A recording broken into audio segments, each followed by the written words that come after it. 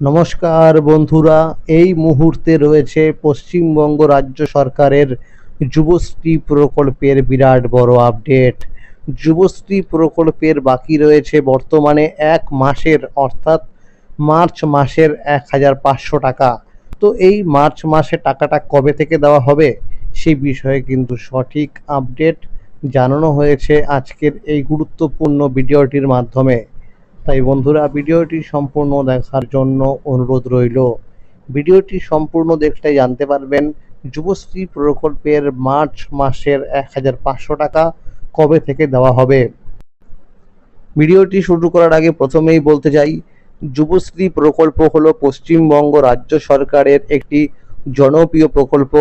এই প্রকল্পের মাধ্যমে রাজ্যের শিক্ষিত অথচ বেকার ছেলে মেয়েদের কিন্তু প্রতি মাসে 1500 টাকা করে দেওয়া হয়ে থাকে। তো দেখা যাচ্ছে এই যুবশ্রী প্রকল্পে টাকাটা কিন্তু প্রতি মাসে না দিয়ে একেবারে 2 মাস বা 3 মাস পর কিন্তু একসাথে দেওয়া হচ্ছে।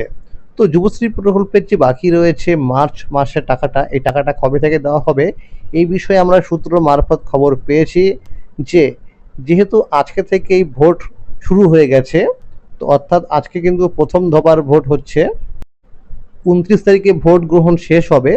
তো এর মধ্যে কিন্তু টাকা দেওয়া হবে না। আর একেবারে ভোট যেদিন গণনা হবে, অর্থাৎ ভোটের রেজাল্টের পর কিন্তু 15 দিনের পর এই যুবশ্রী প্রকল্প সহ আরও যে সমস্ত প্রকল্প রয়েছে রাজ্য সরকারের, সেই সমস্ত প্রকল্পের টাকা কিন্তু দেওয়া শুরু হবে, যদি এই তৃণমূল আবার সরকার গঠন করতে পারে তবে।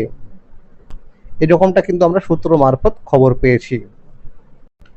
আর যে সমস্ত উপভোক্তারা যুবশ্রী প্রকল্পে 2026 সালের নতুন লিস্ট অনুযায়ী অ্যানেক্সার 1 ও অ্যানেক্সার 2 ফর্ম জমা দিয়েছিলেন, এখন যাদের স্ট্যাটাসে দেখাচ্ছে লাইভ কেস, অর্থাৎ কিছুদিন আগেই কিন্তু সেখানে দেখাচ্ছিল ওয়েটিং নাম্বার, তো এখন দেখবেন সেই ওয়েটিং নাম্বারটা কিন্তু সেখানে আর নেই, এখন দেখাচ্ছে লাইভ কেস। তো তারাও কিন্তু টাকা পেতে শুরু করবেন।